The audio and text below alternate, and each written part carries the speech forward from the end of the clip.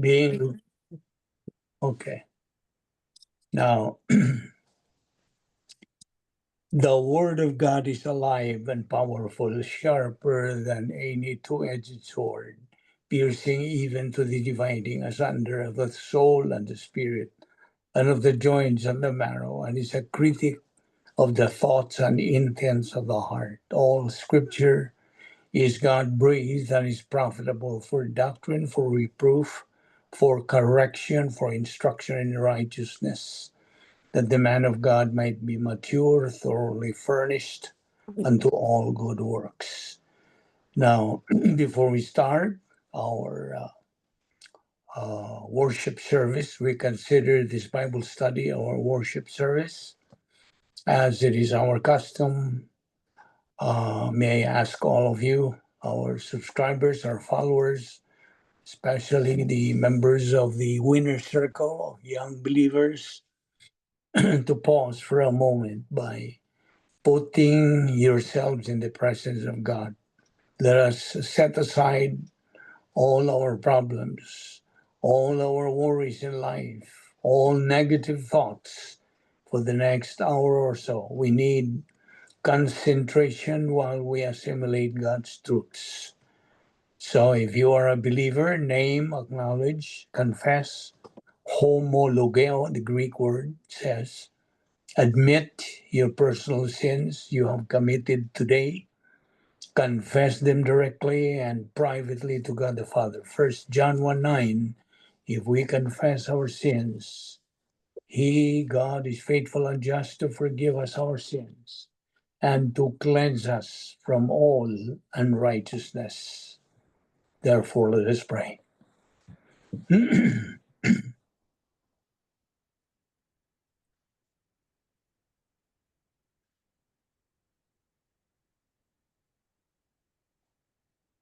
Let us pray. Heavenly Father, we are here once again because we love the Word, because we are members of your royal family through our faith in your Son, the Lord Jesus Christ. Because from eternity past, our life has had meaning and purpose and with definition. Because you commanded us to take in your Word daily, just as we assimilate physical food daily.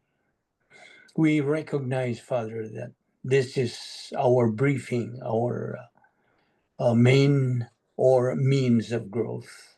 This is the means of glorifying our Lord Jesus Christ. We now pray that you'll give us the necessary concentration and focus to the things you are going to teach us today. All this we ask in Christ's name. Amen.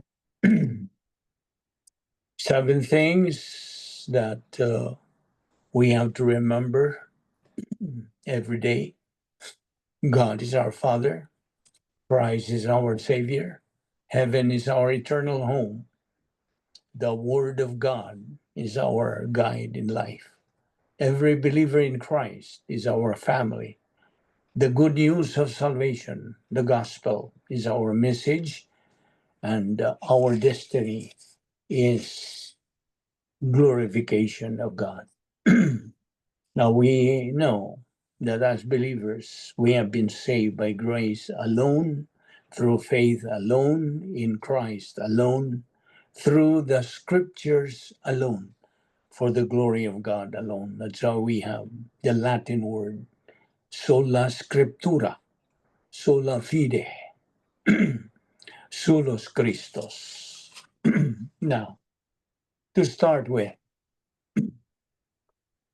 let us remember always all the benefits that God has given us at the point of salvation.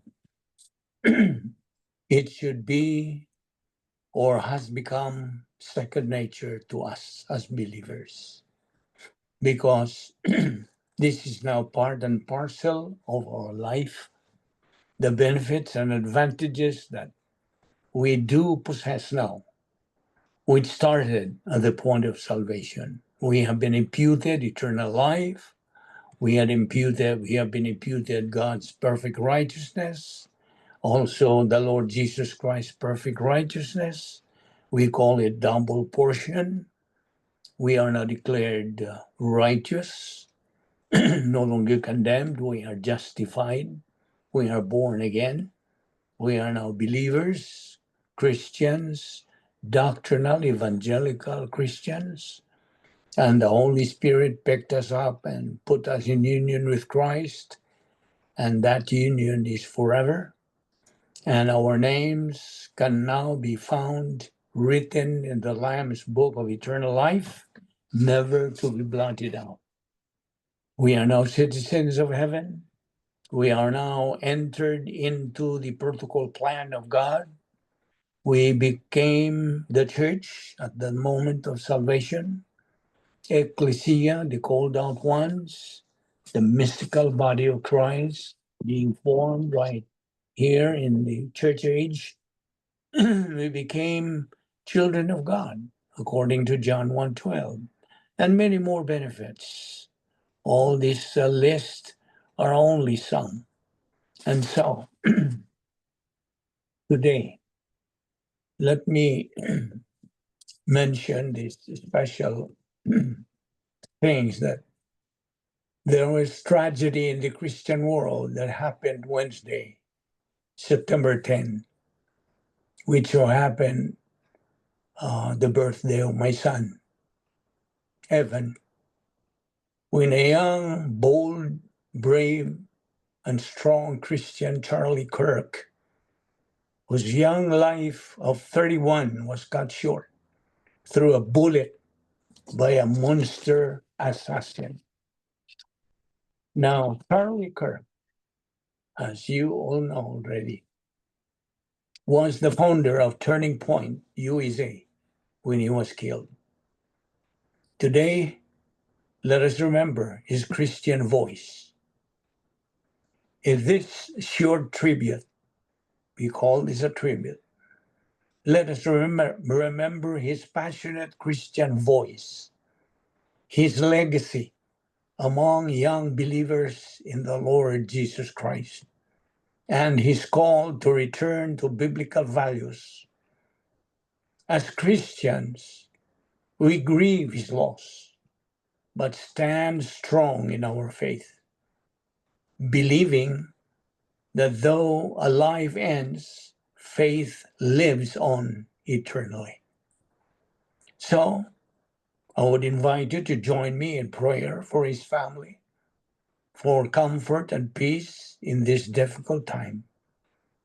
So let us bow our heads in prayer and in silence.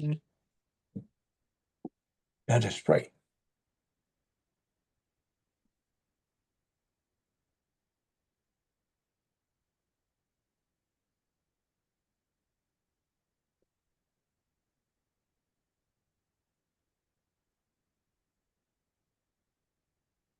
Amen. Now we wish and may God's peace be with Charlie Kirk's loved ones. And may his legacy inspire more people to walk in faith and to put their trust in the person of our wonderful Lord and Savior, the Lord Jesus Christ. The Bible verse to remember when you, as a Christian, is being persecuted is in Matthew chapter 5, verse 10, which says, "Blessed are those who are persecuted for righteousness' sake, for theirs is the kingdom of heaven." The principle we should stand is this: faith never dies.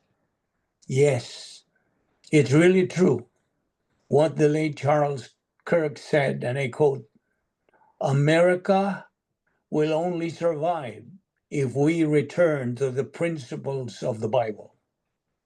Yes, he was controversial, but he drew millions of young people back toward faith in God on September 10th. His sudden death reminds us all that life is short, but faith is eternal. The Christian revolution cannot be shaken, cannot be silenced. A Christian movement is rising after Charlie Kirk's death, Flags are waving high. Voices rose stronger than ever. In the shadow of Charlie Kirk's passing, his message now echoes louder than before. Charlie Kirk's legacy lives on. Every believer in Jesus Christ is standing bold today. The cry is clear that Jesus Christ is King and his kingdom will never fall. Now, as we continue our intake of the Word of God, let us remember the importance of Bible doctrine, which is the key to all of these things that are happening all around us. The importance of Bible doctrine, it is the spiritual oxygen of every believer. It is the manna, the food, perfect food, complete food for our soul. Matthew 4:4, Deuteronomy 8:3. It is a lamp unto our feet and a light unto our path. Psalms 119, verse 105. It is our blueprint in life. It is the greatest antidote to any sickness or illness or pandemic or what have you. It is alive and powerful, sharper than any two-edged sword. Now, without Bible doctrine in our life, there is confusion, there is misery, there is evil, there is weakness. In short, we become losers in life. Now, related to what happened to that hero, Christian hero, Charlie Kirk, may I discuss with you some important things regarding dying grace. Dying grace is that point in time for a believer to enter into after his life on earth is over. If he has been faithful to the Word of God and he became a winner believer, that is what he is going to experience, dying grace.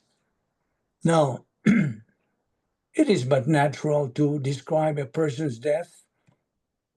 It is but natural to describe a person's death as an accident. But as a believer in the Lord Jesus Christ and as a child of God through faith in Him, there are no accidents. Because in the Christian life, there is no such thing. God has a purpose for keeping the believer alive on this earth. That's why you are still breathing. You and I are still alive because of that purpose. But He also has a purpose for taking any of us home to heaven at just the right time. A believer who dies physically has gone home at the right time. And that is God's perfect timing. We know that. God's timing is perfect. In the book of Ecclesiastes in the Old Testament, chapter 3, verses 1 to 20, it says, there is an appointed time for everything, and there is a time for every event under heaven, a time to give birth and a time to die. A believer who dies is taken home to heaven to prepare him, her, for others, and others for death, just as the believer who dies was prepared for death. You see, life hangs by a very slender thread, and that thread can be snapped at any time, at any moment. None of us really knows when death will come. According to James 4, verse 14, you don't even know what tomorrow will bring, what your life will be. For you are like a vapor that appears for a little time, then vanishes away. Let us remember, God's timing is perfect, and He is the one who decides the time, the manner, and the place of our death. You know that one day in the future, you will die, knowing that you have no control at all over the time or manner of your death. Gives you great confidence, for death and resurrection are strictly the Lord's victory. Now, during our lifetime, we make many decisions. All of life is decision making. Some are good decisions and some are bad. But there is only one decision that we make during our lifetime to prepare us for that moment when we depart from this life. This will be the greatest decision that prepares us for death and dying. One reason any believer dies is so all of us who are left behind might understand the importance of eternal salvation through personal faith in Jesus Christ. Acts 16:31. A believer dies, so you might have a chance for eternal life. Of course, it's not the believer who gives us eternal life. A believer's death gives us a chance to receive eternal life from God.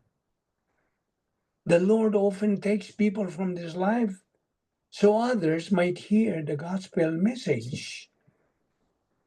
Time as we know it is just a drop in the bucket compared to eternity.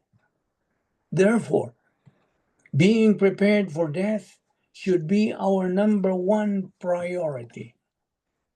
And when we consider it as our number one priority, there's only one preparation for it: faith alone in Christ alone.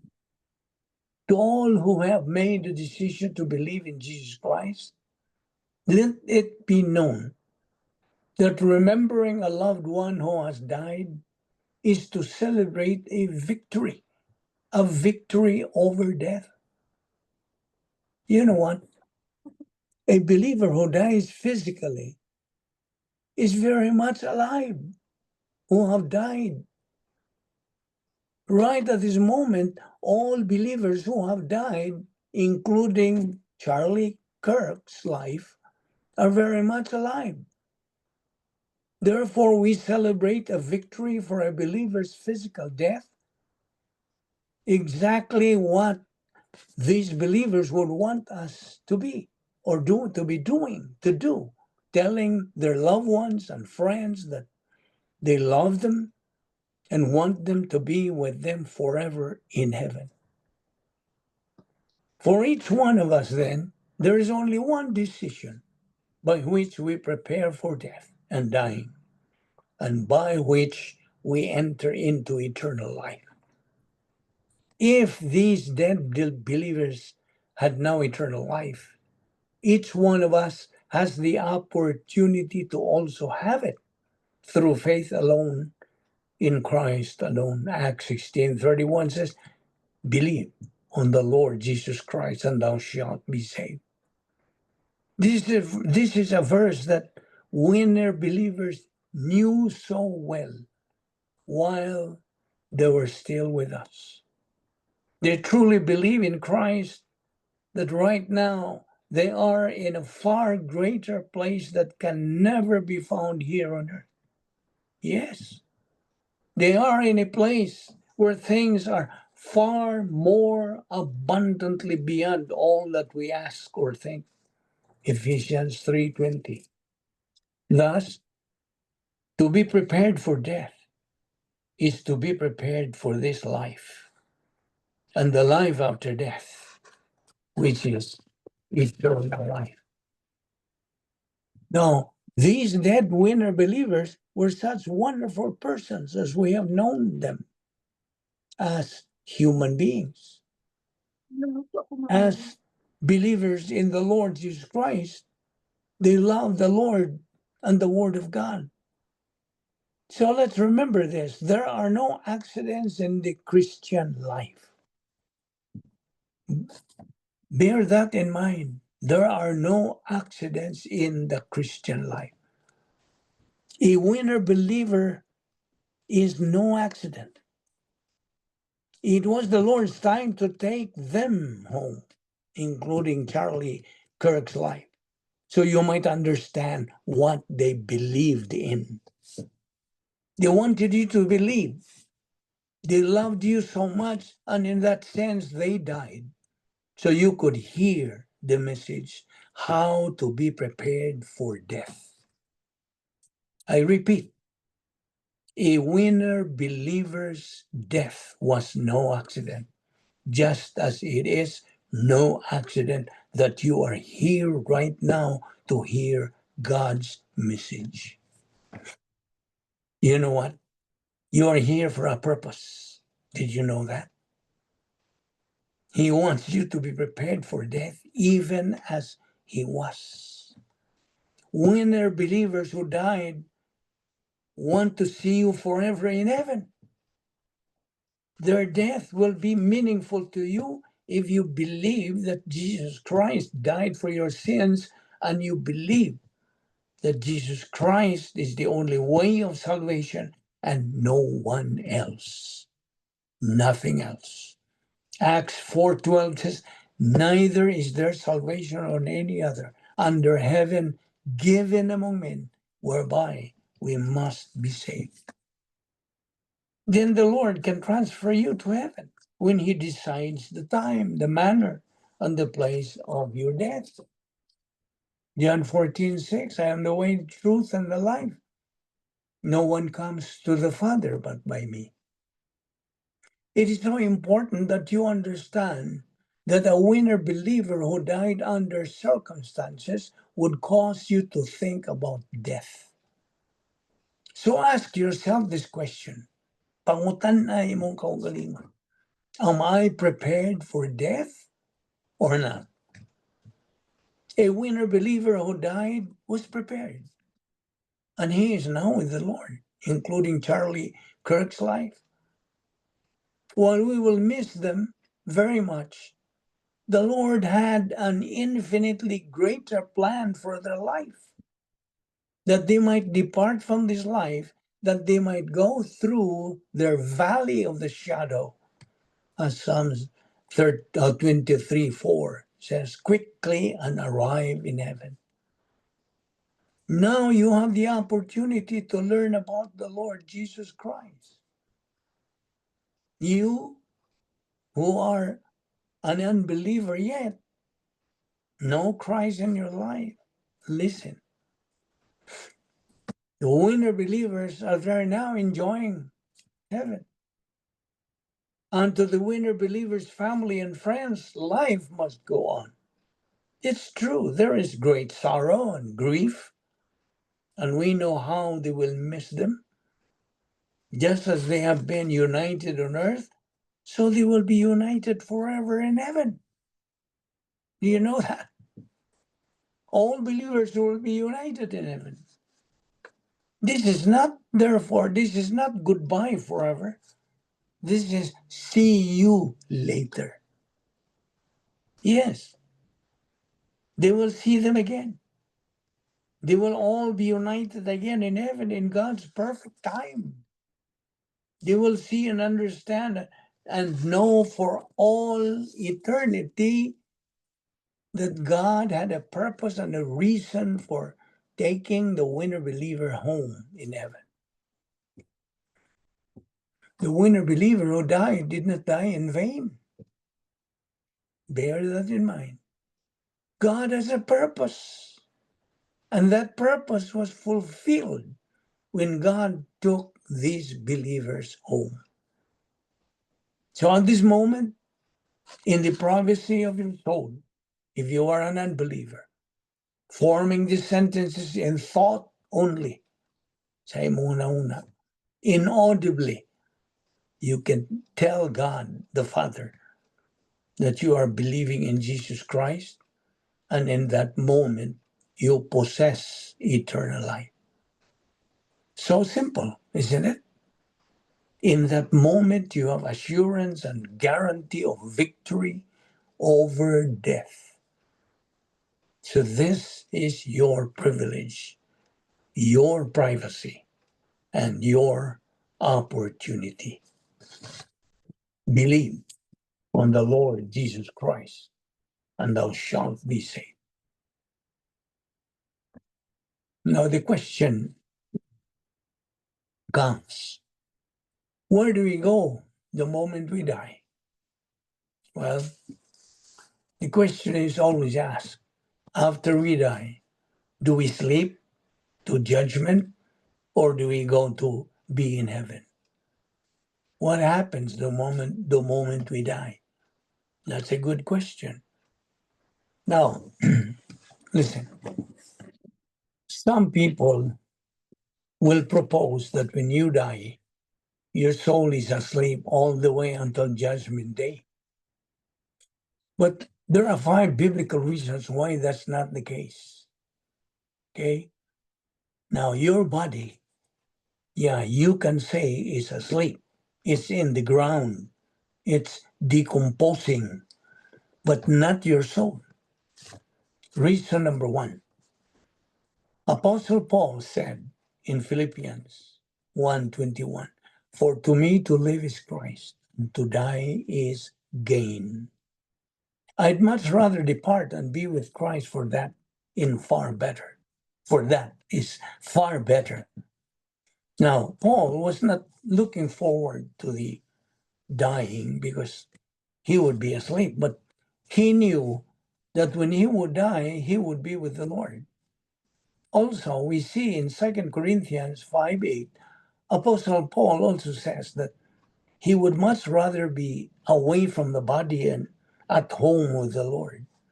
Now, it shows that when you die, your body stays in the ground, but your soul to be with the Lord Jesus Christ.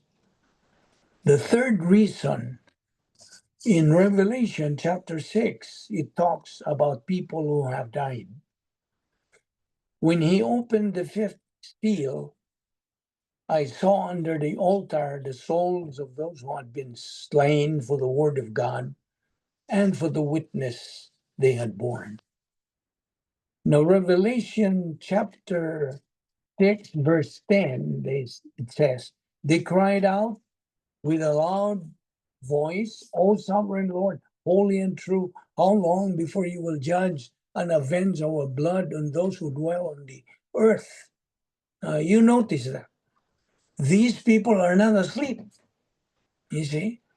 They are in heaven asking God, "How long, O Lord, until you judge and avenge our blood?" So they are not asleep. They are very much conscious and awake. Now, the fourth reason, Jesus said to the thief on the cross, "Today thou shalt be with me in paradise." Not today you will be asleep, but today you will be with me in paradise.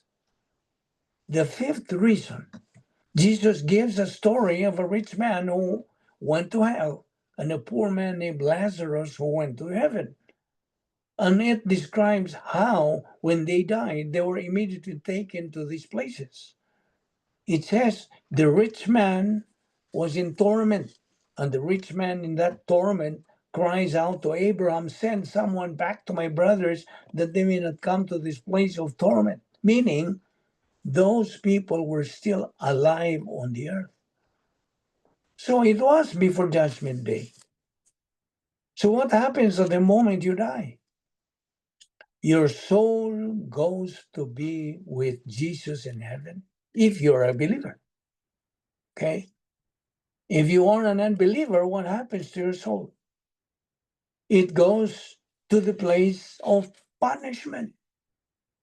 In 2 Peter 2:9, it said, "The Lord knows how to rescue the godly from trials and to keep the unrighteous under punishment until the day of judgment." Now notice that under punishment until the day of judgment, they're getting punished even once they have died. Even now, once they have died, and then eternal punishment forever afterwards. Similar to how a criminal gets arrested. For example, a criminal arrested by the police and gets put in prison even though he has not gone to court yet. So God can already put people under punishment if they don't trust in Jesus, awaiting the trial date, awaiting the day of judgment. Now, once Christ returns, which we don't know when it's going to be, but he definitely will come back. Christ will come back. He then raises everyone physically back to life. That's when you receive your new body. Yes, our body, this body, will be changed. Now, that's when you receive your new body. Okay? That is when people get judged and get sent to heaven, which will then be the brand new earth, or to the place of suffering called hell for all eternity, the lake of fire, God's garbage dump. So there's no such thing as soul sleep. Don't believe in that. There's no such thing. When you are absent in the body as a believer, you are present with the Lord. You are face to face with the Lord. That's why, listen, fellow believer. We are no longer afraid of death. Are you still afraid of death? We even can look forward to it because we are sure what is on the other side, right? So be sure you're ready for Christ's return because he is definitely coming back. If you are an unbeliever, for you to get ready is simply to put your faith on the Lord Jesus Christ and you will be saved. Acts 16:31. If you respond positively to God's stimulus, which is the cross, representing the Lord Jesus Christ's saving work, then welcome. Welcome to the family of God. And we will be seeing each other in heaven. Now, okay, back to our daily life as believers in Christ. You know, the happiest and most stable people in the world are Christians who made the positive decision to abide in the Word of God. John 8:31. Now, what are the other names for the operational divine dynasphere? The operational divine dynasphere, remember and always bear in mind, is our place to stay. That is our earthly residence. But it is a mental attitude. Right now, while we are studying God's Word, are you filled by God the Holy Spirit? That is the key. Are you controlled? Is your mind controlled by God the Holy Spirit and teaching you? And He is moving, working His ministry in you? Be sure you are filled by God the Holy Spirit. Now, like I said, our earthly residence that God has prepared for us believers is what we call the operational divine dynasphere. Okay?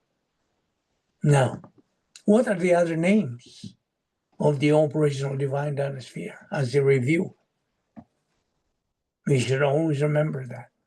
There are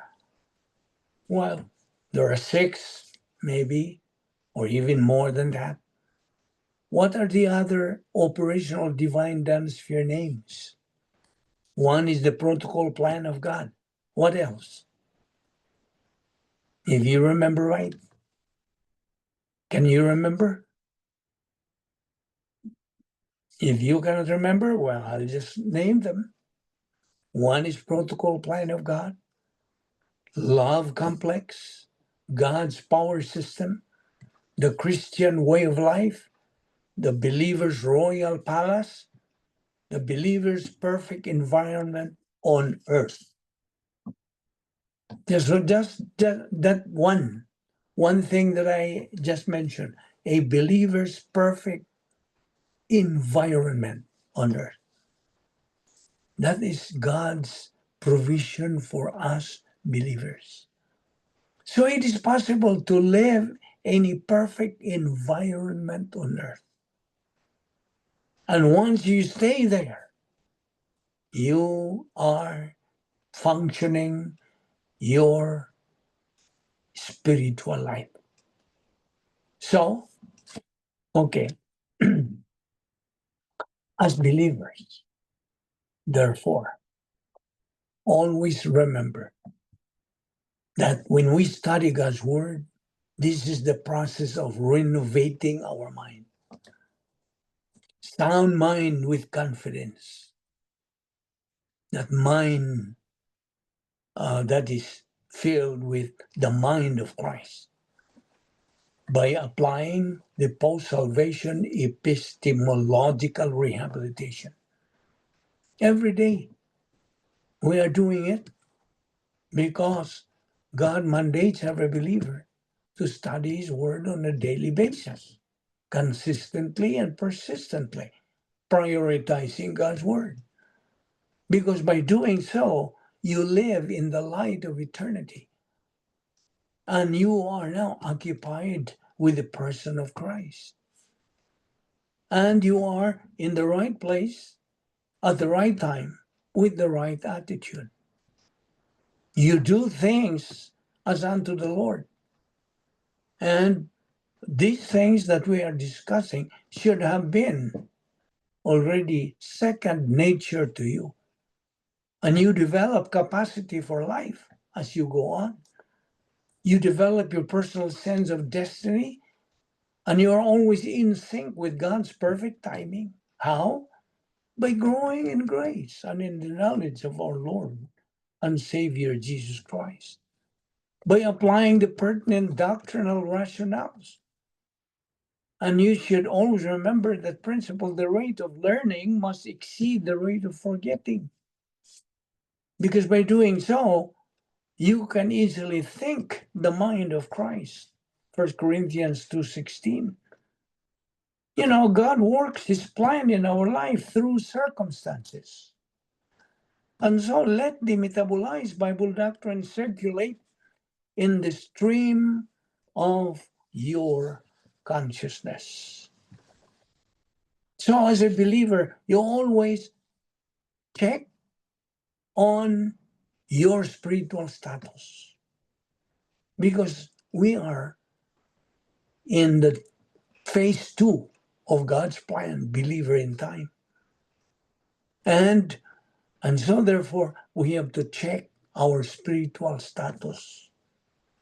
How is my spiritual condition? I mean, before God. Am I growing up or am I retrogressing? Am I advancing or retreating? See? And so we have to check these things, like number 1, salvation.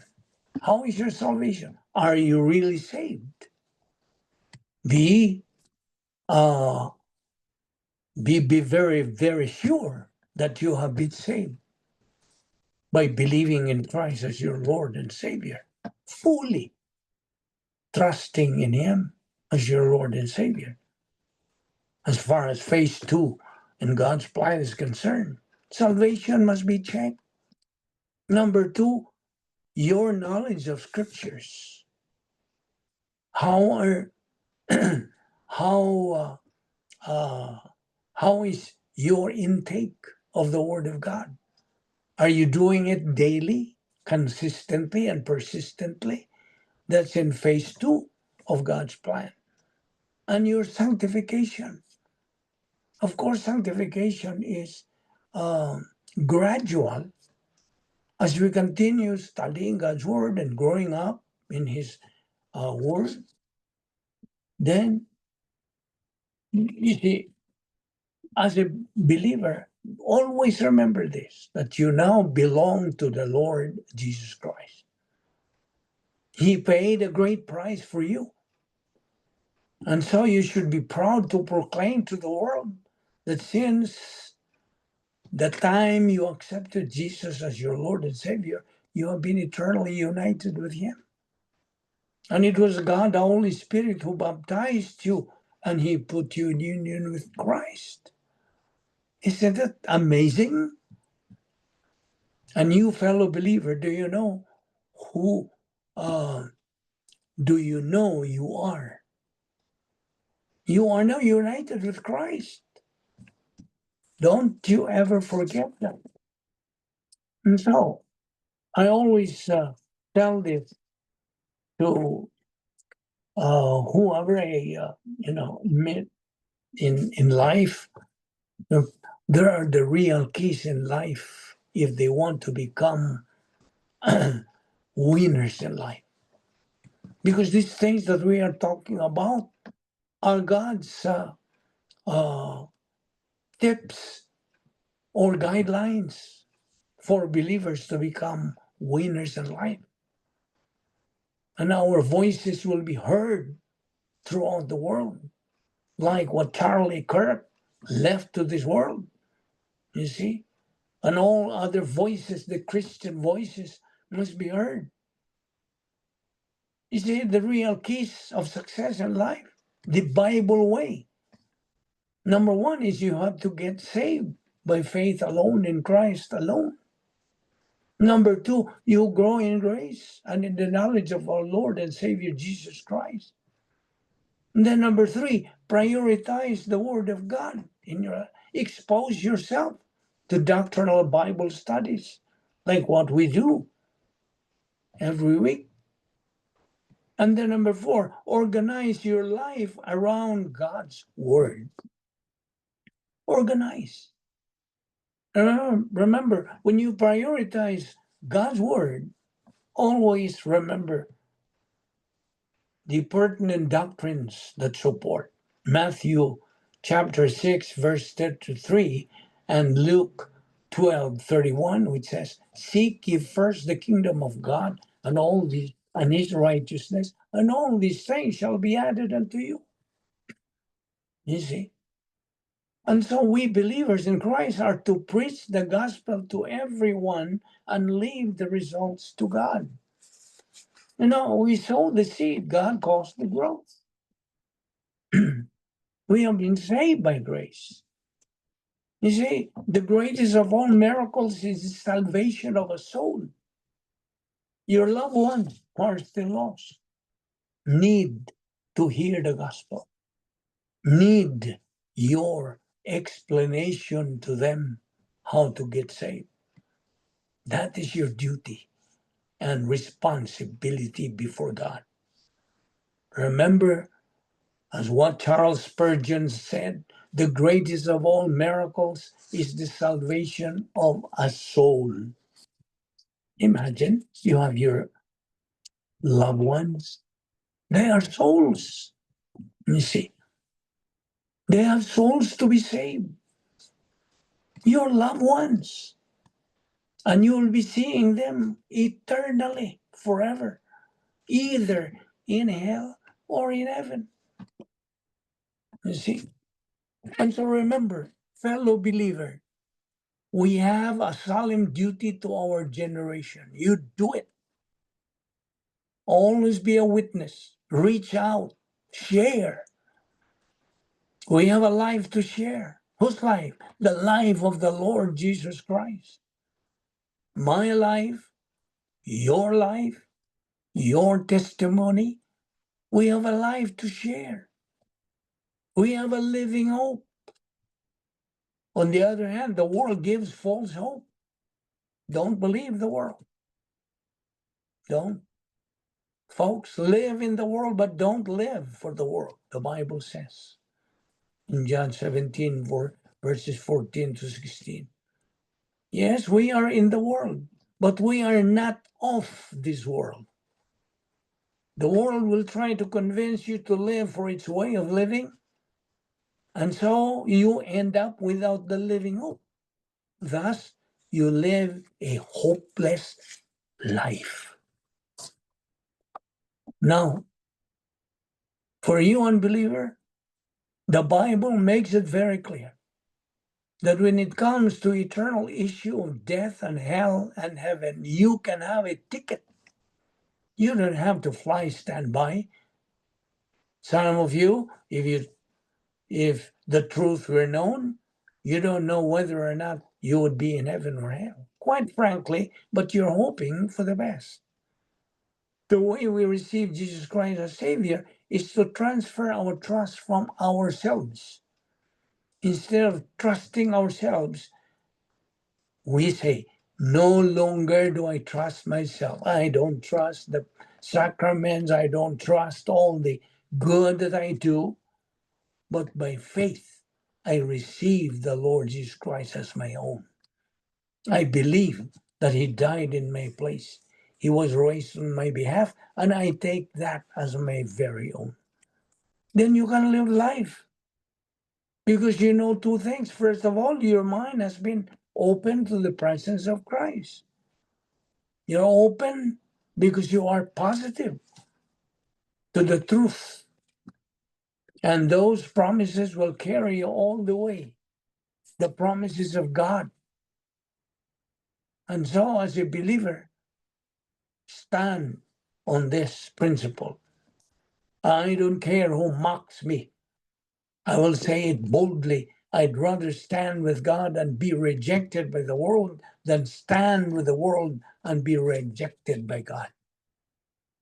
See? And we as believers, our love for God, our love for the Lord Jesus Christ, the direction of our love is vertical, while the direction of our love for our fellow men is horizontal. Always remember that. And so we study the Word of God every day.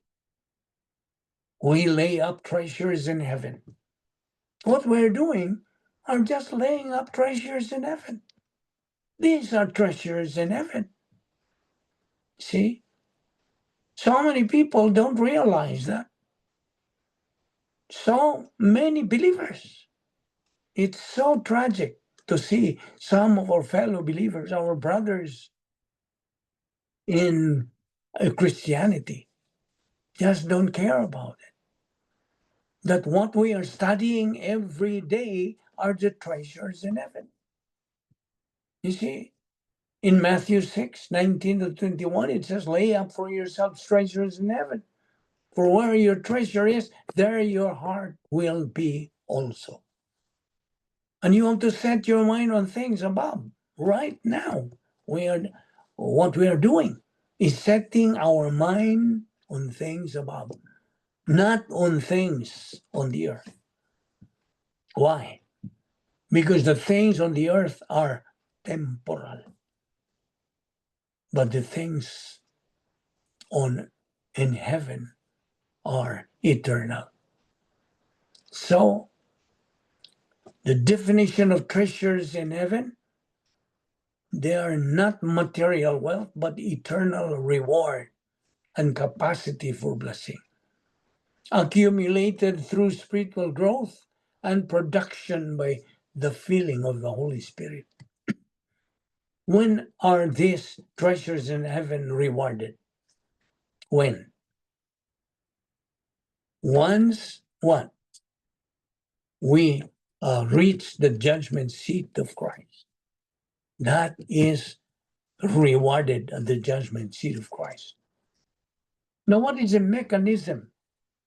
The doctrine in the soul, positive volition, consistent study of Bible doctrine, and we have to metabolize Bible doctrine.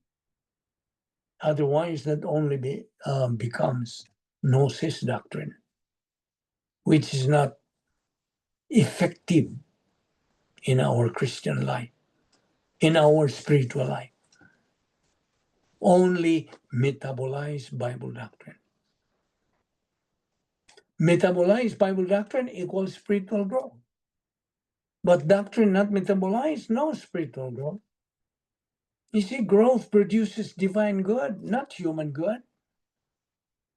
What is rewardable kind of good? Human good or divine good? Which? Which of these two are rewardable? Divine. Of course. Divine good is the only rewardable kind of good in eternity.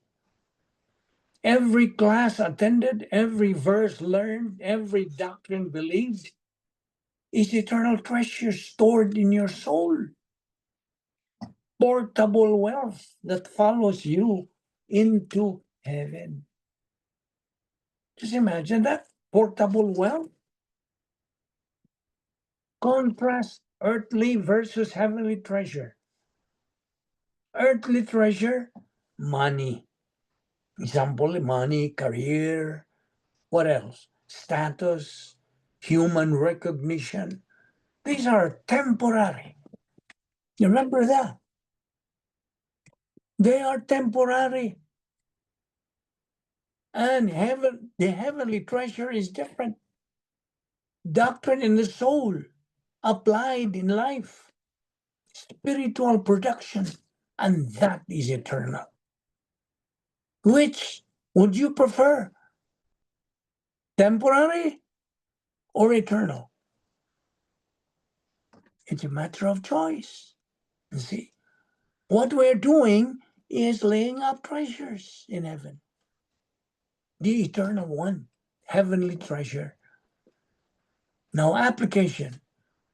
Your daily choice through your volition to study doctrine. That is your investment in eternity. Do you know that? That is your investment in eternity. Every moment spent under the teaching ministry of God, Holy Spirit, teaching of the Word of God, compounds into rewardable assets. It compounds. Believers who reject doctrine trade eternal treasure for temporary pleasure. And they are compared to wood, hay, stubble. That is in 1 Corinthians 3:12. You see? Now, as believers, we are always faced with the big V. Always. Big V. That's a great way to put it. You see, volition is the issue in the angelic conflict and in the believer's daily spiritual life. Here is how it works. Volition, the big issue. Volition. God gave man free will. Okay? This free will that we have is God given. God gave every person in order to resolve the angelic conflict. Every moment, believers choose for or against God's plan. They have two choices: positive volition toward doctrine, choosing to study, learn, believe, and apply the Word of God. Whereas on the negative volition toward doctrine, choosing self, their own self, choosing sin, choosing arrogance, choosing human good, or Satan's viewpoint. Why it's big? Why? Adam and the woman exercised volition in the garden. Genesis 2-3. Our Lord Jesus Christ in hypostatic union exercised volition perfectly. Every believer today exercises volition either toward spiritual growth or toward reversionism. There is a battle, full-scale battle. There is a daily battlefield. You cannot control people. You cannot control circumstances or history, but you can control your volition, your own volition. Each decision for God's word aligns you with his plan. Each rejection leads to discipline and loss of reward. Eternal consequences. What are they? Salvation itself is by one act of volition, faith alone in Christ alone. After salvation, every decision compounds into spiritual momentum, leading to maturity, blessing, super grace, or into regression. Either. So either you regress or you progress. In regression, there is misery, divine discipline, loss of reward. You see? So, yes, you're right. The big volition is the constant issue of the Christian life. Will I choose doctrine or will I choose self? That's the big V. Introduction. Volition is the supreme issue in human life and history. You see, God created man with free will, with resolve, meaning to resolve the angelic conflict. Salvation is a single act of volition, faith alone in Christ alone. After salvation, volition remains the issue. Will the believer advance in the plan of God or reject it? See? So, in biblical documentation, you have Deuteronomy 30:19. I have set before your life and death, blessing and cursing, therefore choose life. Joshua 24:15, choose you this day whom you will serve. Proverbs 1:29-30, negative volition toward doctrine brings disaster.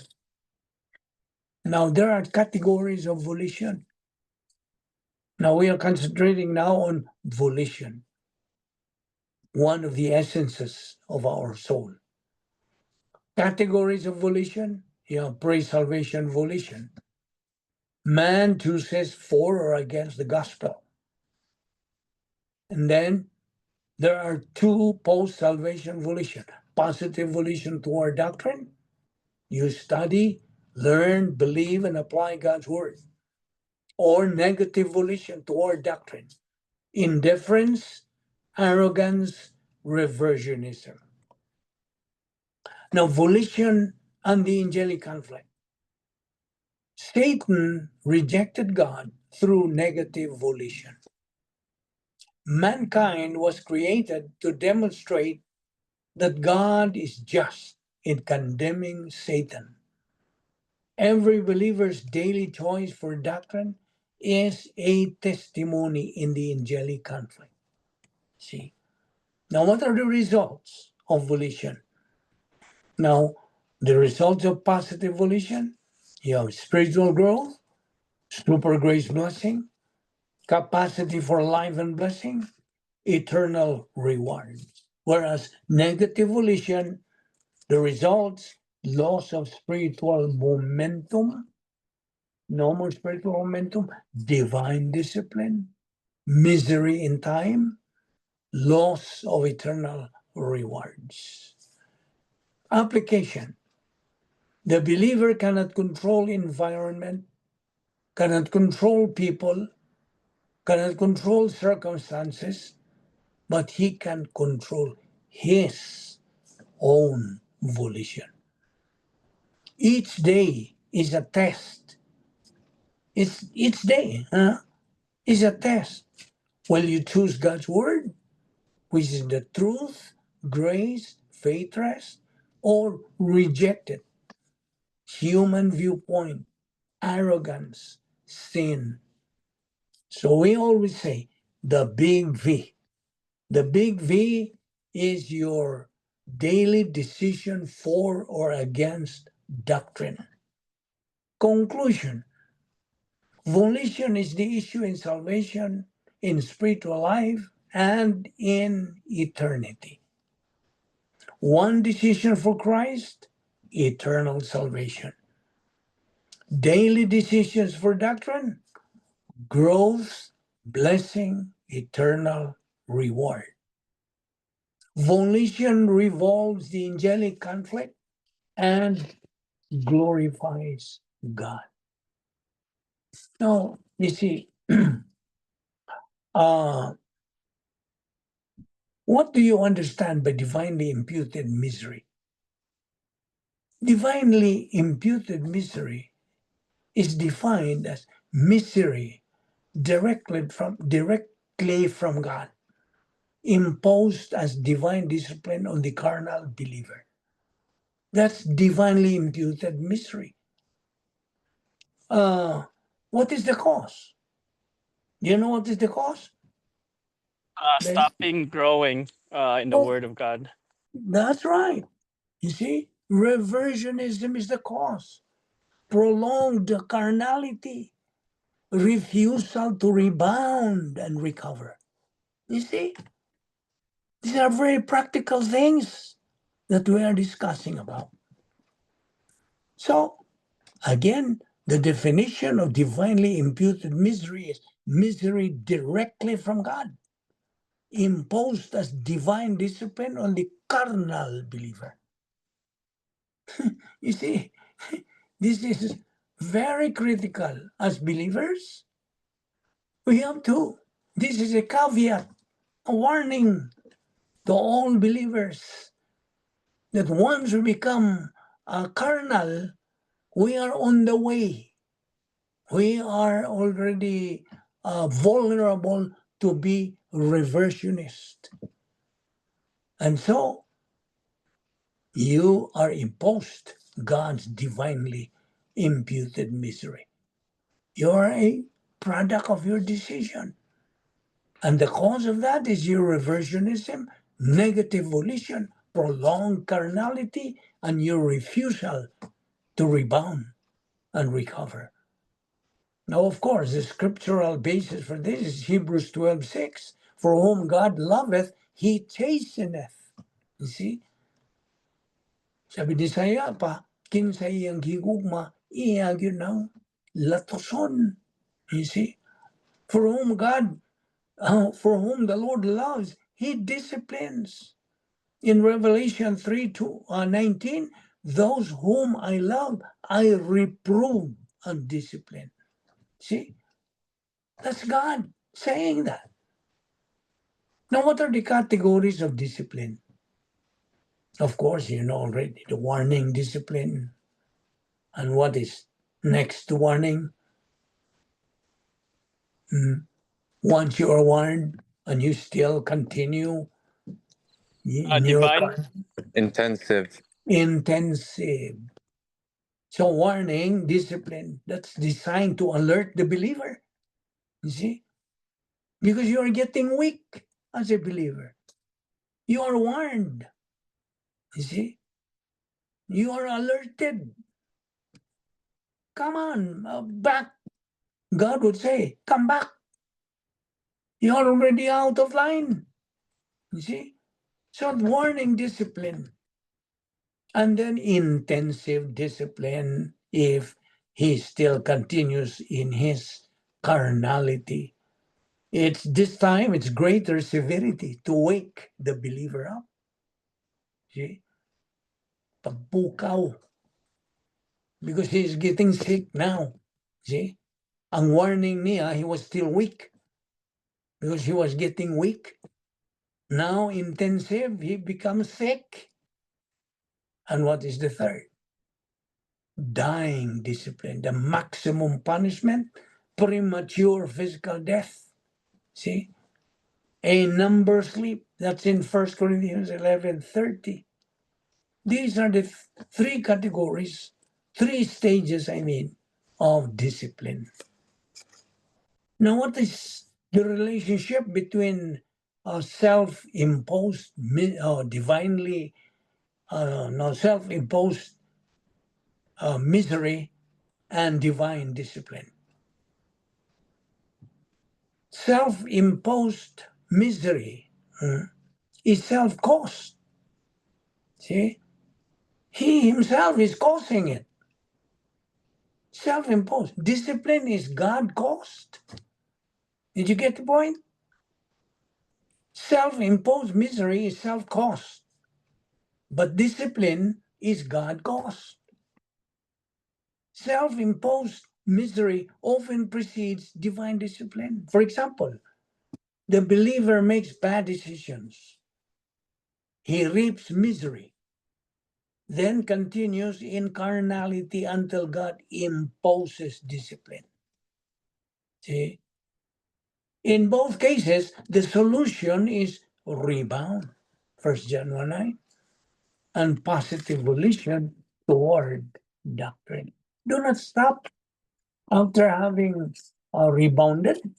No. For all you know, you go back into carnality again. Rebound and keep moving.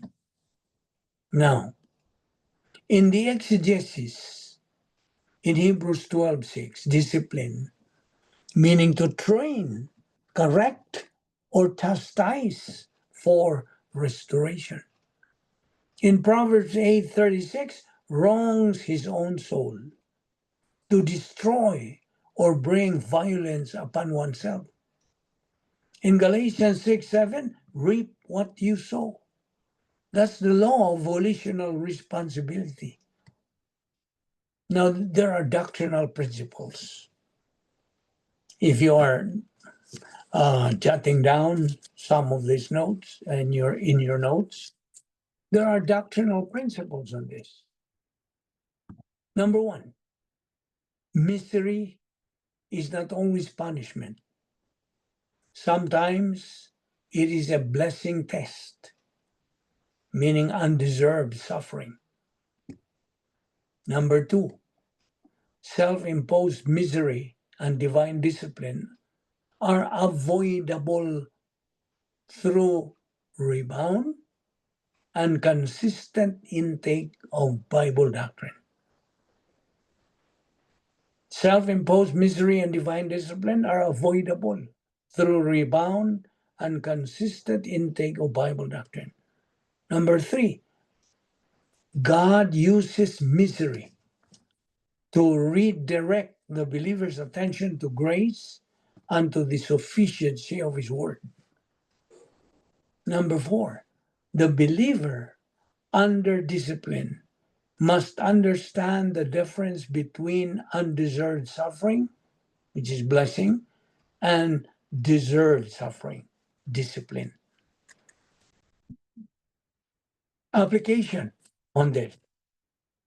Believers must distinguish between suffering they brought on themselves and suffering from God's hand. Recovery is always possible through 1 John 1:9, followed by forward momentum under the filling of the Holy Spirit. Happiness in the Christian life depends on grace orientation, not circumstances. Okay? Now,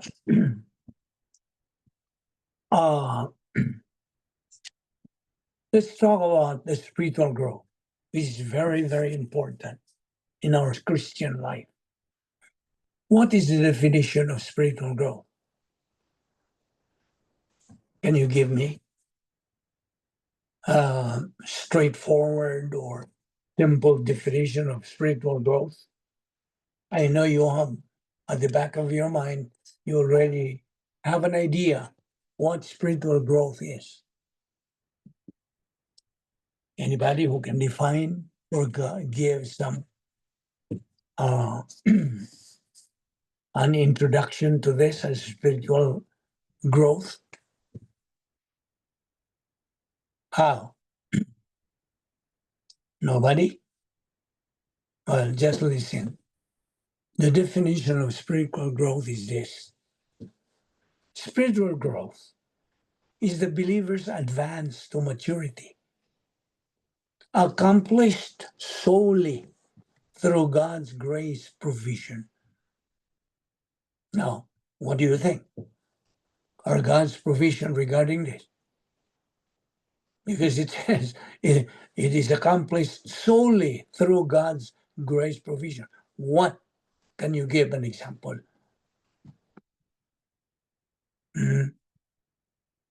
Spiritual growth is the believer's advance to maturity, accomplished solely through God's grace provision. What are these God's provision? Money, food, shelter. Or is it? You think so? No, this is God's provision now with regards to the spiritual growth of the believer. This is accomplished solely. Underline that word, solely. Nobody? Through Provisions taking. like a Bible study, the right pastor teacher, things like that, Ludovic. Yeah, well, I can accept that, but the first thing that you should think about the grace provision. It says there, spiritual growth in the believer's advance to maturity solely accomplished through this God's provision. Holy Spirit. Huh? Holy Spirit. There you go. The filling of the Holy Spirit. And there is one more. I'm asking for one more grace provision. After you have been filled by the Holy Spirit, what's next? That believers should do. Grow in faith and knowledge. There you are. There you are. You are now beginning to be wise in the Word of God. That's true. Filling of the Holy Spirit and consistent intake of Bible doctrine. Those are grace provisions that can be accomplished solely to be able to grow up spiritually. See, and note this, growth is not based on works, not based on rituals or emotion or human talent. No, they're out of the picture. Always bear that in mind. You can write that down in your notes. That growth, spiritual growth, is not based on works, ritual, emotion, or human talent. I repeat, spiritual growth is the believer's advance to maturity, accomplished solely through God's grace provision, which are the filling of the Holy Spirit and the consistent intake of Bible doctrine. Okay? Is that clear enough? Now, there are biblical foundations here. 2 Peter 3:18, but grow in grace. Colossians 2:6-7, as you have received Christ Jesus the Lord, so walk in him, built up in him.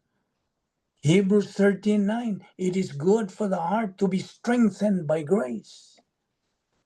So, okay. What is the divine system for growth? Okay, we just discussed that just a while ago. Divine system for growth. Number 1, filling of the Holy Spirit. Number 2, intake of Bible doctrine. Okay?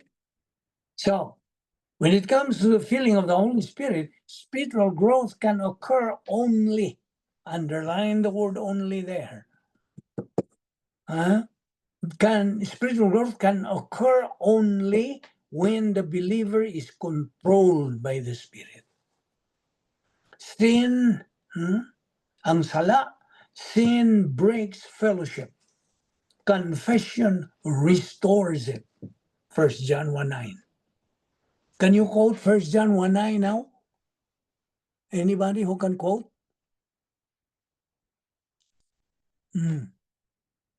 Nobody? 1 John 1:9.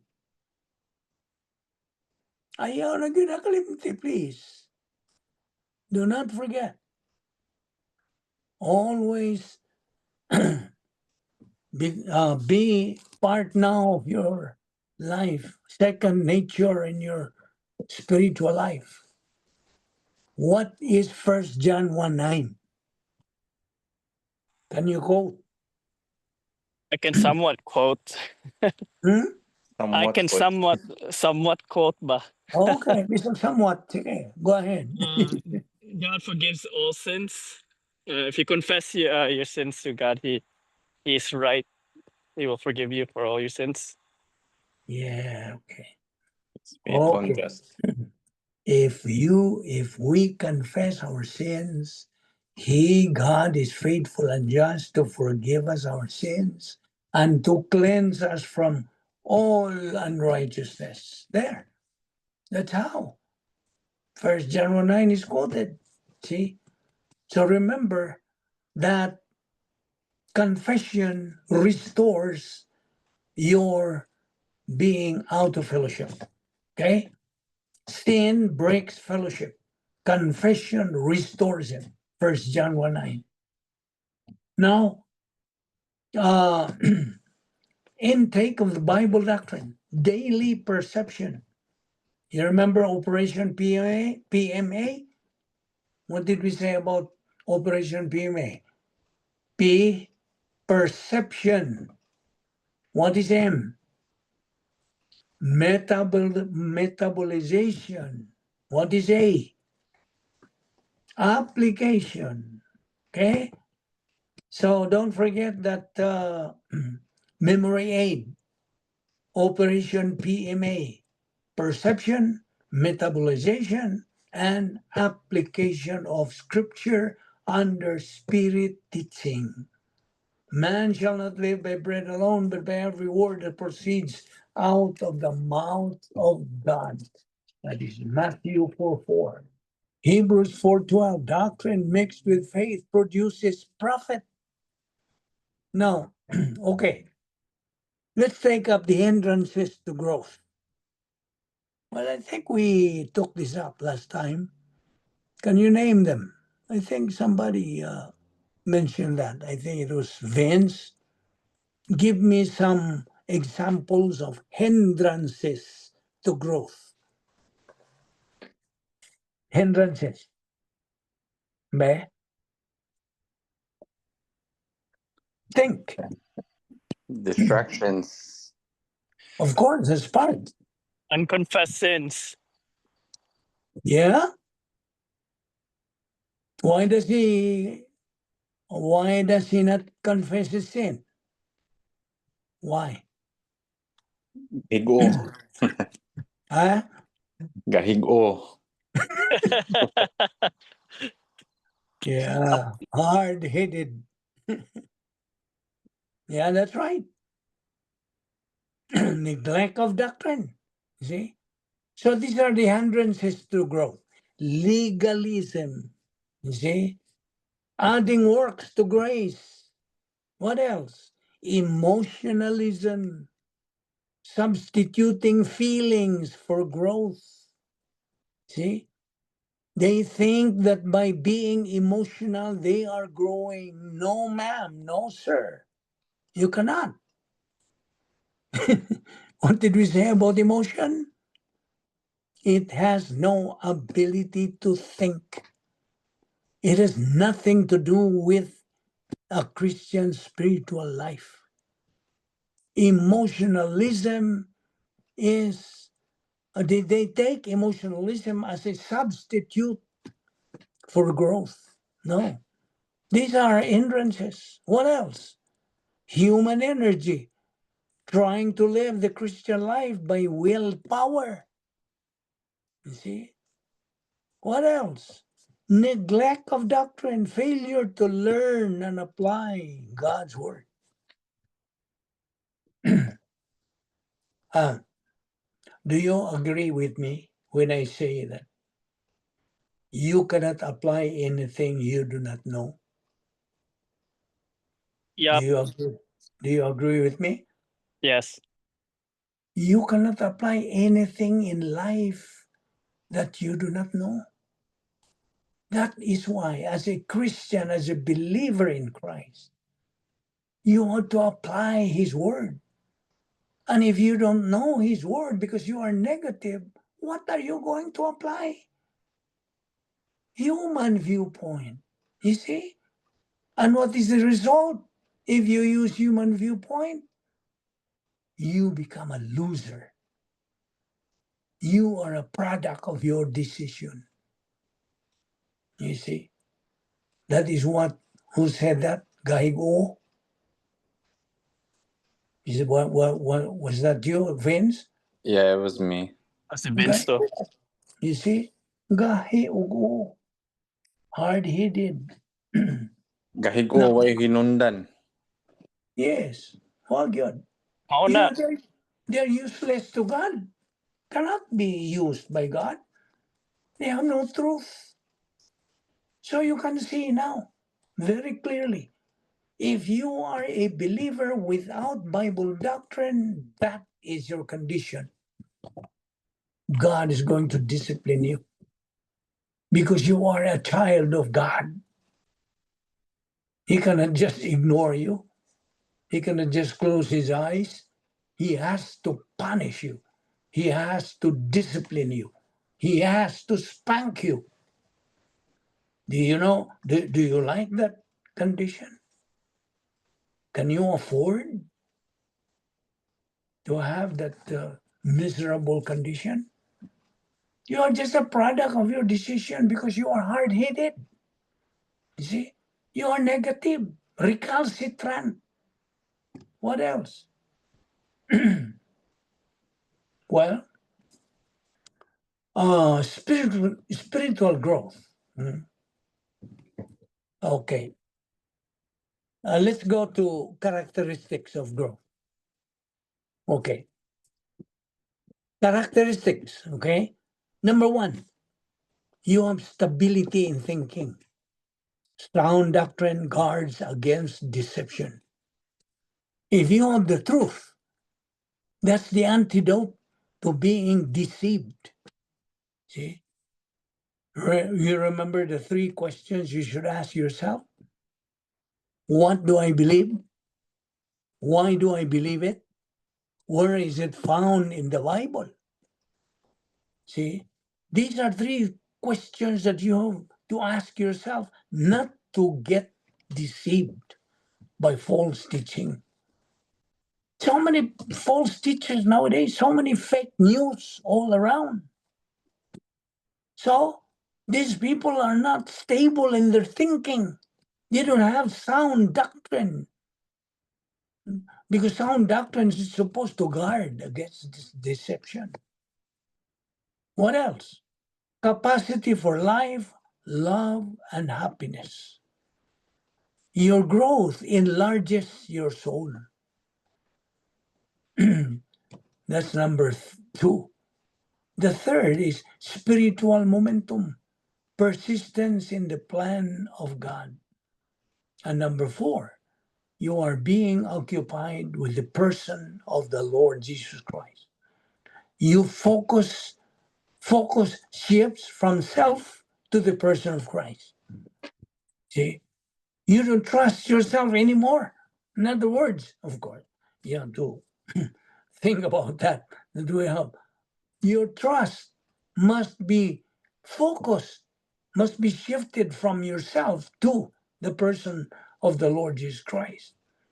What does Philippians 4:13 say? I can do all things through Christ who strengthens me.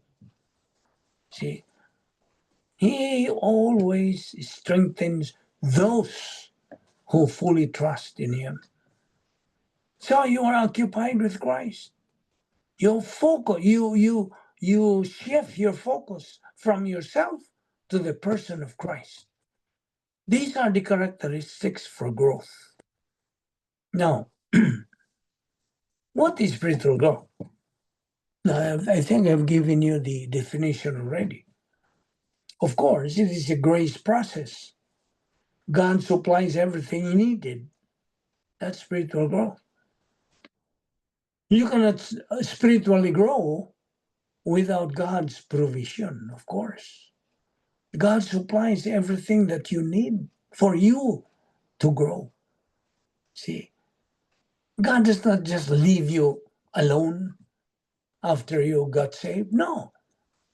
Once you become a child of God, He provides you everything that you need for your spiritual growth. So spiritual growth is a grace process. God supplies everything that you need. What is the believer's role? It is to consistently receive doctrine under the filling of the Holy Spirit. That's your role. You see?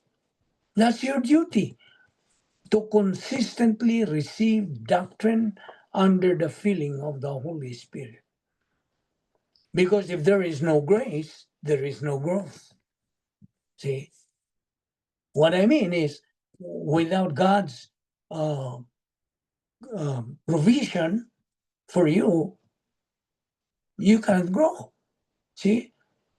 It's impossible. Therefore, this is part of the plan of God. A believer can only grow by receiving God's provision. That is God's duty to supply everything that a believer needs for him to grow up spiritually, for spiritual growth. Listen, being negative on the Word of God as a believer is self-induced misery. Okay? Remember that. If you become negative to the Word of God as a believer, you receive self-induced misery. And as a result, God imputes divinely imputed misery because you are under discipline. See? So, these things, I hope, clear to you. So what is self-induced misery? The definition for self-induced misery: the believer creates his own suffering through negative volition toward doctrine and poor decisions made outside of God's plan. Okay, my question here. Answer me. How do you make good, right decisions? How? Being Do you in the know? Do divine you know how atmosphere. to make good and right decisions now? Because we are supposed to be good decision makers. How? Staying in the DD, divine dynasphere. Okay, good. That's it. Once you stay there inside the operational divine dynasphere, you're as good as God is good. That is the perfect environment that you're supposed to stay, to reside.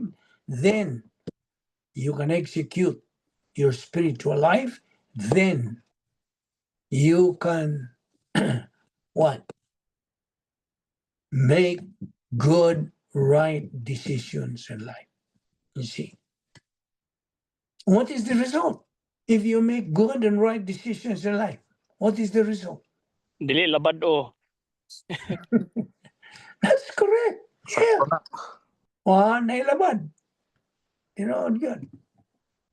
So, the definition of self-induced misery is this. Are you writing down? Be sure. Nga masilsil ni. Di man masilsil. It cannot sink in unless you have your notes with you and study, review and review. Definition: self-induced misery. The definition is this: the believer creates his own suffering through negative volition toward doctrine and poor decisions made outside of God's plan. There. What is the cause? Operating on human viewpoint, arrogance, and carnality. See? Okay, will you open your Bible? O pamanta mag-ambre o Biblia, no? Open your Bible to Old Testament, Proverbs. Proverbs. Paspas. Proverbs chapter 8, verse 36. Anybody who finds it, please read it. I got it. Chapter 8, Chapter verse 8, verse 36. 36. Yeah. It says, "But those who miss me injure themselves, and all who hate me love death." There. You know the gist of this uh, particular verse is this: He who sins against me endures himself. That's it. See, he endures himself. Those who sins against me. That's the Lord's word. That's God's word. So what is the result? Fragmented life, instability, lack of peace, full of doubts, unhappiness produced by your own choices apart from God's grace. There. Now, these things that we are talking about are part of our daily life, you see, part of the sanctification process. Because these words that we are, all these mystery doctrines that we are studying, if you absorb them, okay, becomes part of your life and it makes you wise. Therefore, you are no longer vulnerable to deceptions and all these negative things in life. You see, that is the result of self-induced misery operating in human viewpoint. Just imagine. You can imagine now. If you have no doctrine, you have no divine viewpoint, all you can use in life is just human viewpoint. See? All the systems of the world that does not give you any hope at all. Instead, it gives you hopeless condition in life.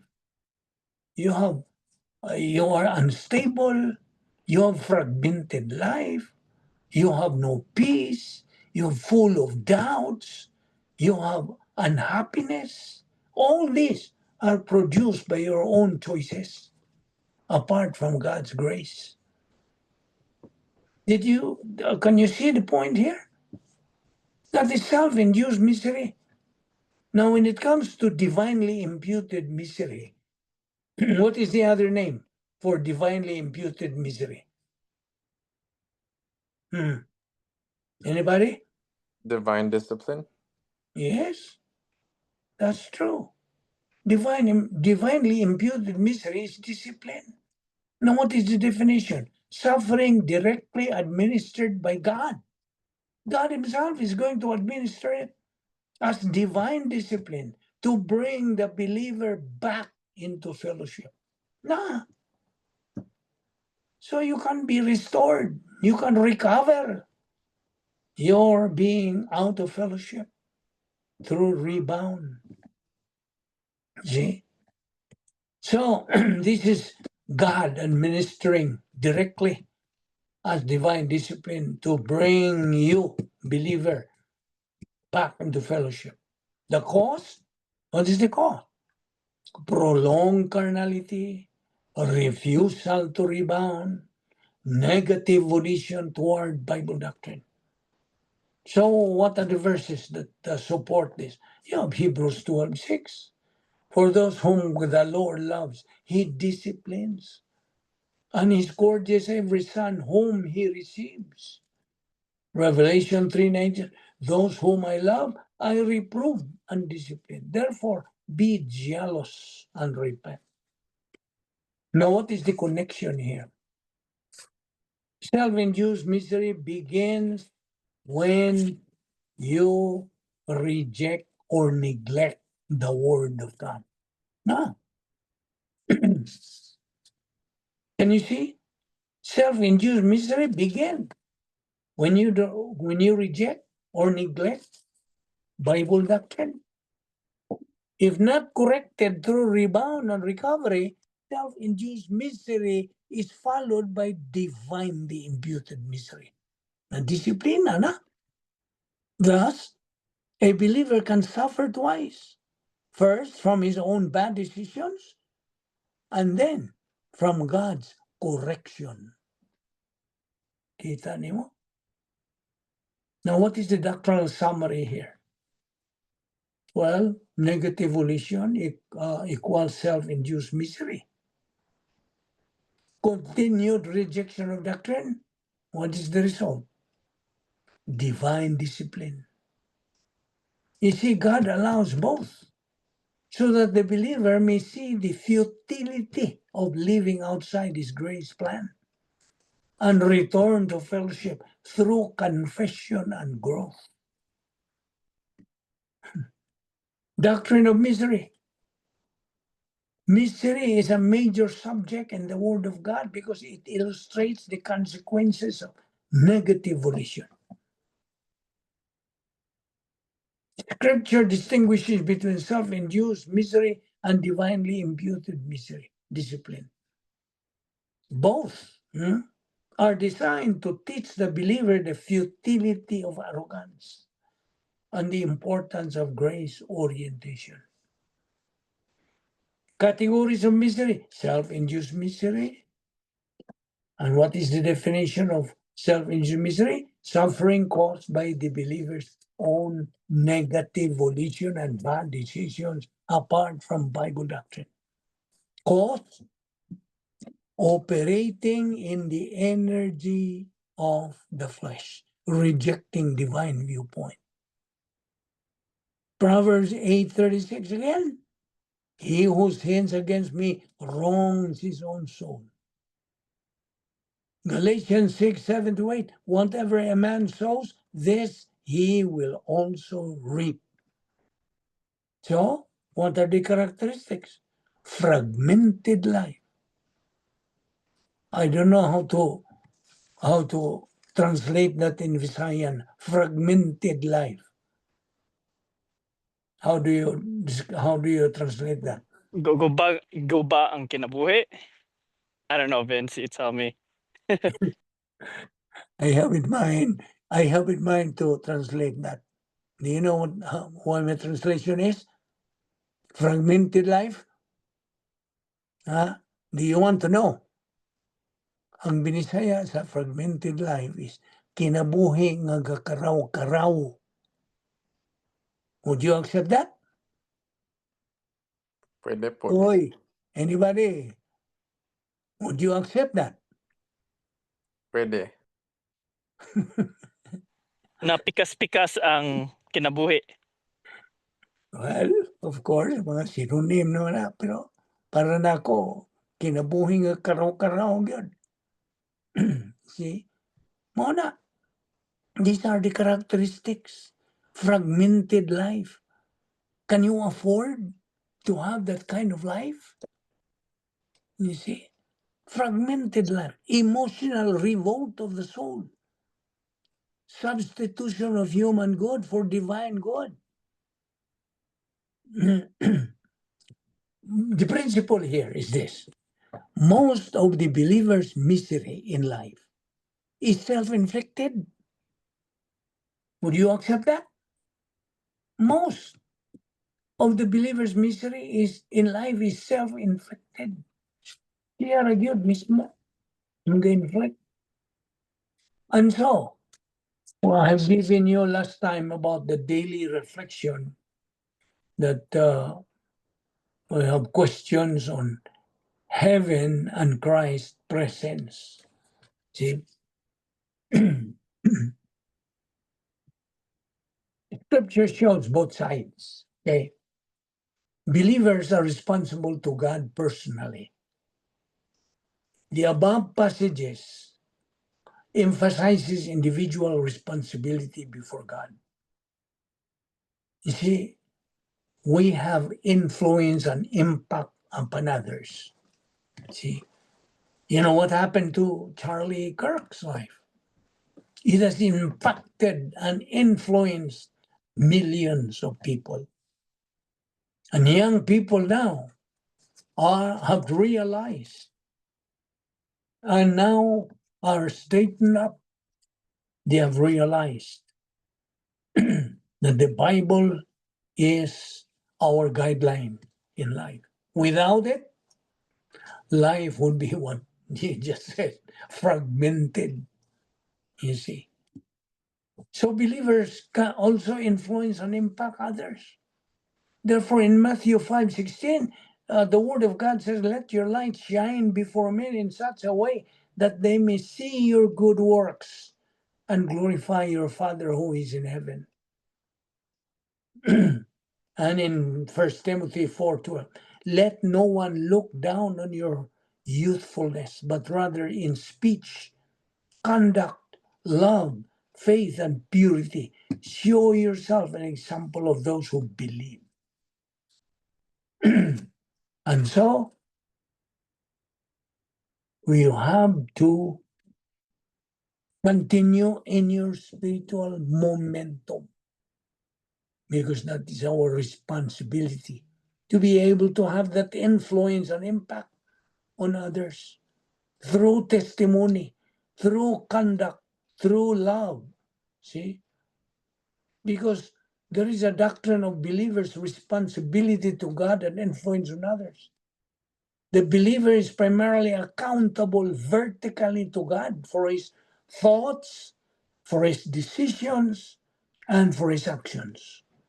Primarily accountable vertically to God. Remember, the direction of our love to God is vertical. It's going up. But the direction of our love for our fellow men is horizontal. At the same time, his spiritual life has a horizontal impact on others, either glorifying God or discrediting him through testimony. See? So what is the believer's vertical responsibility to God? There is personal accountability. Romans 14:12, each one of us shall give account of himself to God. Each one. Do you know that? We are going to give an account to God. Each one of us. Tagsa yun.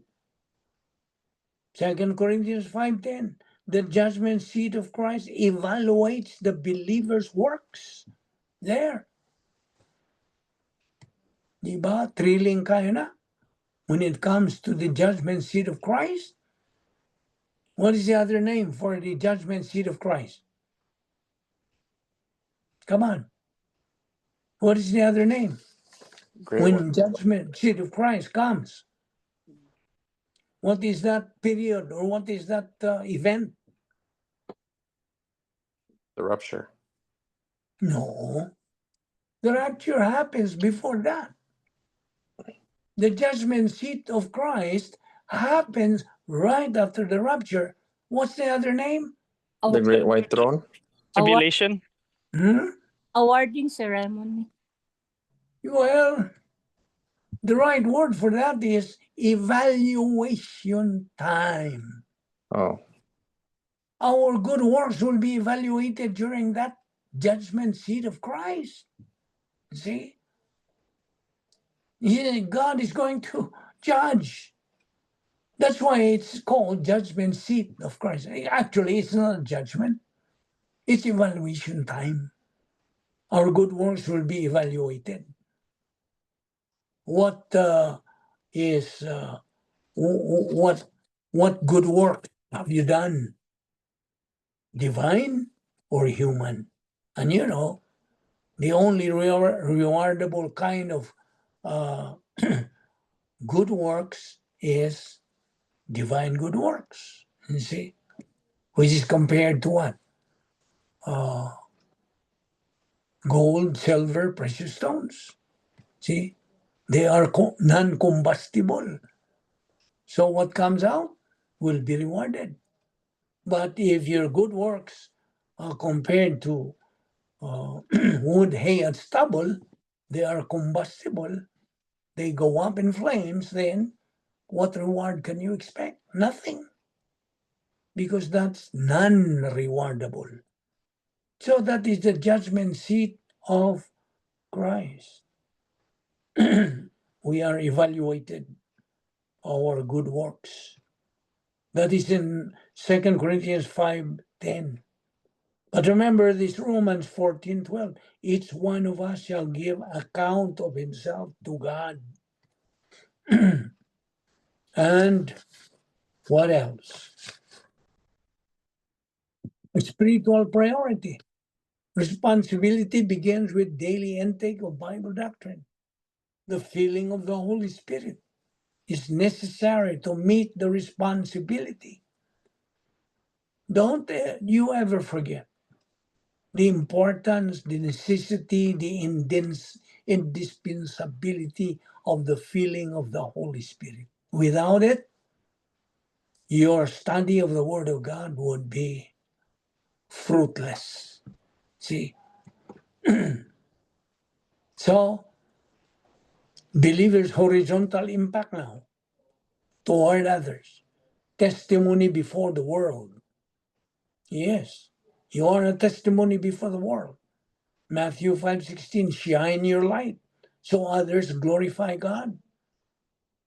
Philippians 2:15, believers are lights in the world, contrasting a crooked generation.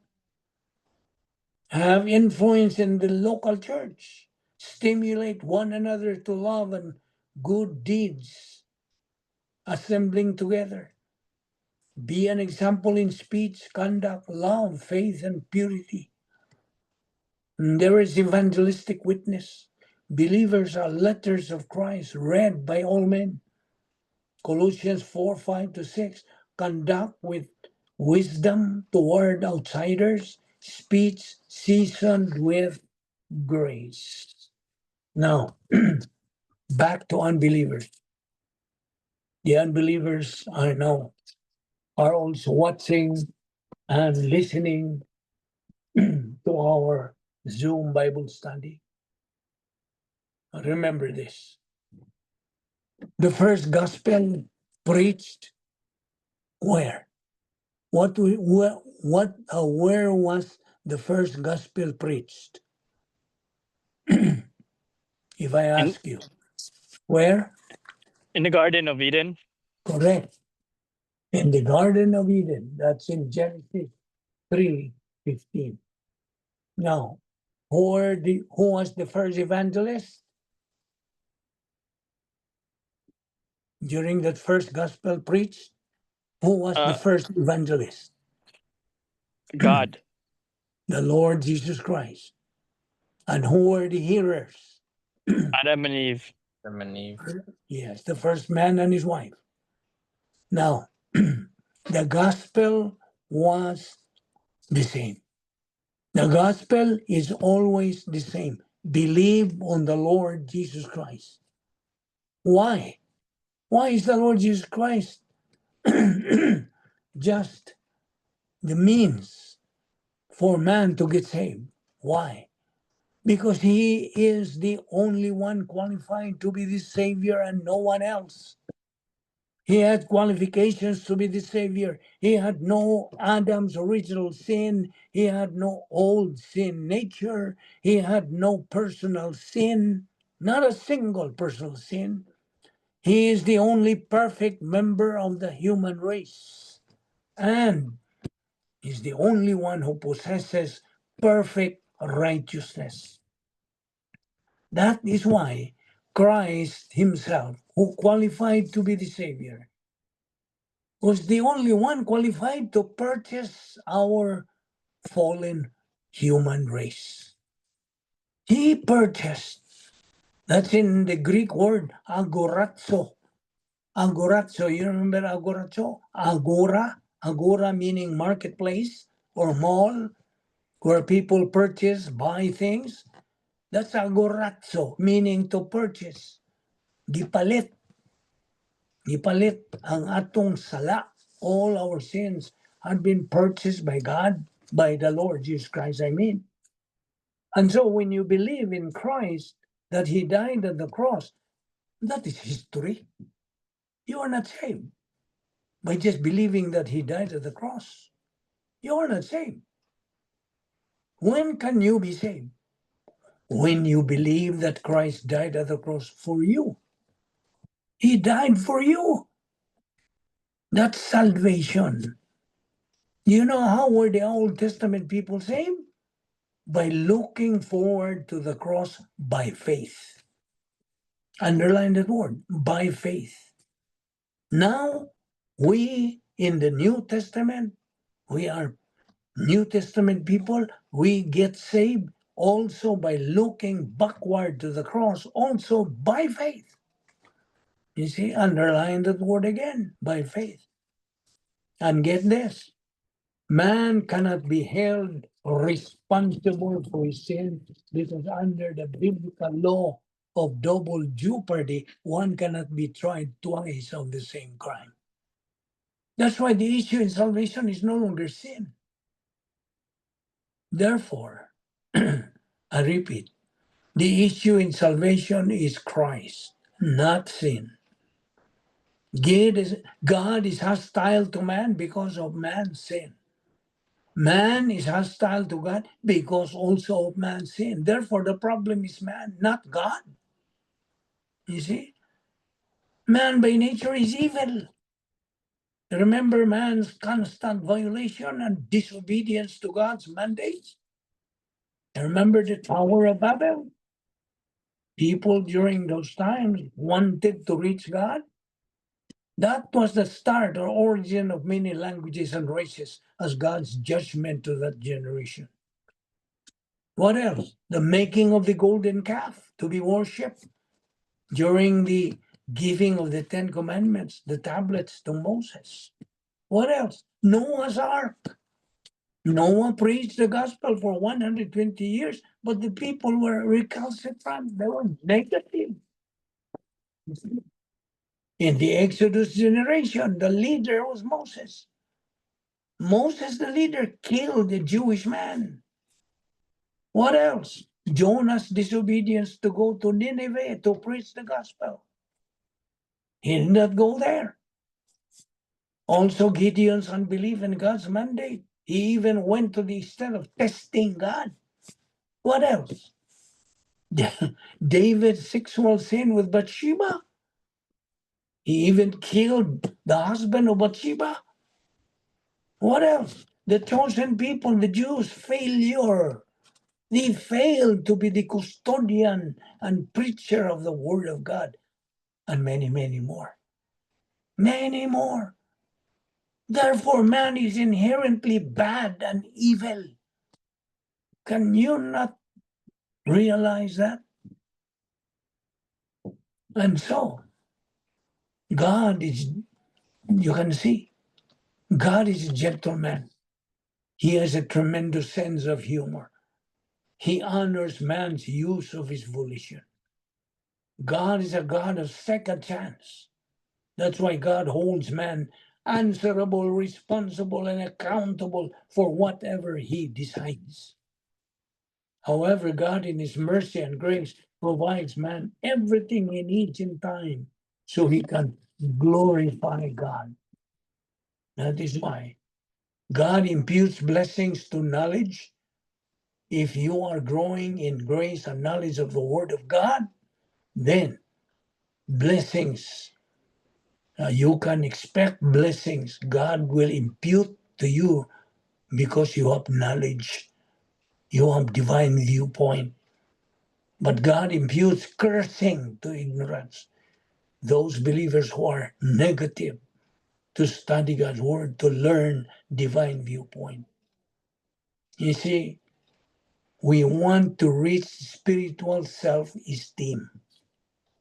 That's one of our goals as believers. That is the byproduct of divine viewpoint thinking. Any question? There is no question. We will continue this tomorrow. Our discussion will continue tomorrow. At what time? And 1:30. Yep. Any 1:30. question? Yeah. 1:30 California time. Any question? While we still have a few minutes left. No question? From the girls? From the boys? Wala. Lolo. Wala na?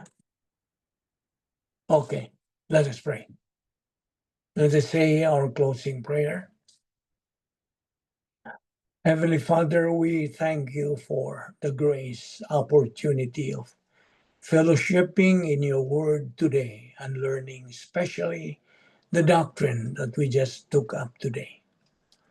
May God the Holy Spirit motivate and challenge us to continue feeding our soul with your word until we reach the stage of capacity for life, which is the pleroma stage, thus become winners in this present life and in the life hereafter. We thank you for these believers who are positive to your truth, that I pray that they continue in their spiritual momentum and be able to reach spiritual maturity and become a positive impact and influence to millions of people whom they can meet in life. That we want your voice heard, O Lord, your gospel preached to all those who have ears to hear. We pray that you will bring us here once again tomorrow to continue in our spiritual momentum. Thank you for this ministry, the Vic Balbino Evangelistic Ministry. We pray that you will use it effectively and in a mighty way according to your will. We pray that what we learn in your word today may become a blessing to our life. This we ask in Christ's name. Amen. Mahirap pa daw. Thank you, Lolo Vic. See you Thank tomorrow. you. Thank you. Tomorrow. Thank you, Nong. Oh, Beng, salamat po. Okay. See you tomorrow. See you tomorrow. Thank you, Lolo Vic. Okay, Vince. Ken. All right, Anyway, thank you, Uncle Evan. Okay. take care. Sige, sige. See you tomorrow. Okay, Okay pa. Bye. bye.